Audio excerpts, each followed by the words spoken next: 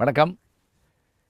October 2 தேசத்தந்தை Mahatma காந்தியடிகளுடைய பிறந்தநாளுங்க அன்றைக்கி. 1869 பிறந்து 1948 மறைந்தவர். அவருடைய பெரிய சிறப்பு என்ன அப்படின்னு கேட்டால், பிரிட்டிஷ்காரர்கள் உலகத்தையே ஆண்டாங்க. அதாவது சூரியன் மறையாத தேசம் அவங்களுடைய தேசம்பாங்க. எப்படின்னு கேட்டிங்கன்னா, ஆஸ்திரேலியாவும் அவங்க தான், அமெரிக்காவும் அவங்க தான். இங்கே சூரியன் மறைஞ்சால் அங்கே சூரியன் எந்திரிக்கும். அப்போ எல்லா ஆட்சியும் அவங்க கையில் இருந்தது.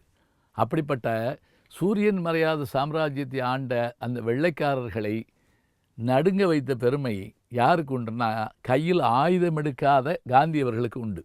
அதுதான் ஆச்சரியம்.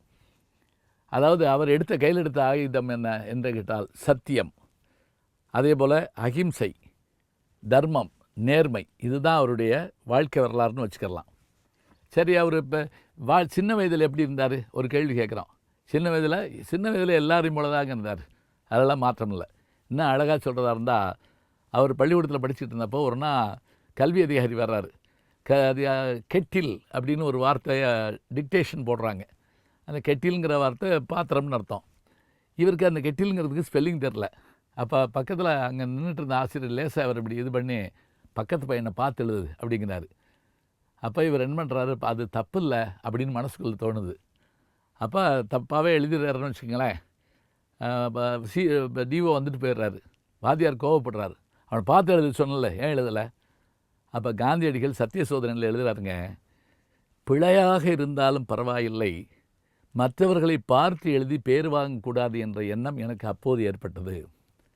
இதுதான் விளையும் பயிர் முளையிலே தெரியும் என்பதற்கேற்ற ஒரு அடையாளம். அதே போல் அவர் வாழ்க்கையில் 2 நாடகங்கள் பார்த்தார் அப்படிம்பாங்க. ஒன்று ஹரிச்சந்திரா நாடகம். ராஜா ஹரிச்சந்திரான்னு சொல்கிறோம் இல்லையா, அந்த ஹரிச்சந்திரனுடைய வாழ்நாள் முழுவதும் பொய்யே பேசக்கூடாது என்கின்ற அந்த தன்மையை வைத்துக்கொண்டு வாழ்ந்த பெரும் மனிதன் மகாராஜா. அந்த நாடகத்தை பார்த்த பிறகு தன் வாழ்க்கையில் ஒருபோதும் பொய் பேசக்கூடாது என்பதை வாழ்நாள் முழுவதும் கடைப்பிடித்தார். இன்னொரு நாடகம் என்னன்னு கேட்டிங்கன்னா, சிரவணன் என்பவருடைய கதை. இந்த சிரவணன் யார்? ராமாயணத்தில் வரக்கூடிய ஒரு பாத்திரம். தன்னுடைய கண் தெரியாத பெற்றோரை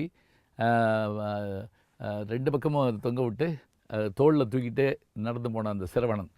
இப்போ பாருங்கள், இந்த சிரவணன் கதையின் மூலமாக தாய் தந்தையரை மதிக்க வேண்டும் என்றும், ஹரிச்சந்திரா நாடகத்தின் மூலமாக பொய் பேசக்கூடாது என்றும் தெரிந்து கொண்டார் காந்தியடிகள். அது மட்டும் இல்லை, சிறு வயதில் சில பிழைகள்லாம் செஞ்சுருக்கிறார். அதாவது நாம் அந்நியர்களை அழிக்க வேண்டுமென்றால் நாம் புலால் உண்ண வேண்டும்னு, புலால் சாப்பிடாத குடும்பம் புலால் சாப்பிட்றாரு. அப்புறம் அதை மறைக்கிறார். சின்ன திருட்டுக்கள்லாம் கூட செஞ்சுறார். அது அப்புறம் என்ன பண்ணாராம், ஒரு நாள் அதை பூரா எழுதி தன்னுடைய தந்தையார்கிட்ட கொடுத்தாராம். நோய்வாய்ப்பட்டிருந்த அவருடைய தந்தையார் அதை படித்து பார்த்தாராங்க. கண்ணீர் விட்டாராம். கண்ணீர் விட்டுட்டு, என்னப்பா இவ்வளோ பெரிய குடும்பத்தில் பிறந்த நீ இந்த மாதிரி இருக்கியே, இப்படி செய்யக்கூடாது அப்படின்னாராம். காந்தியடிகள் எழுதுகிறாருங்க, அந்த கண்ணீர் என்னை கரைத்தது, என்னை மாற்றியது. என் தந்தை என்னை அடித்திருந்தாலோ துன்புறுத்தியிருந்தாலோ நான் வேறு மாதிரி போயிருப்பேன். ஆனால் என்னுடைய தந்தையினுடைய கண்ணீருக்கு இருந்த அந்த ஆற்றல் என் வாழ்க்கையவே மாற்றியமைத்தது அப்படிங்கிறார்.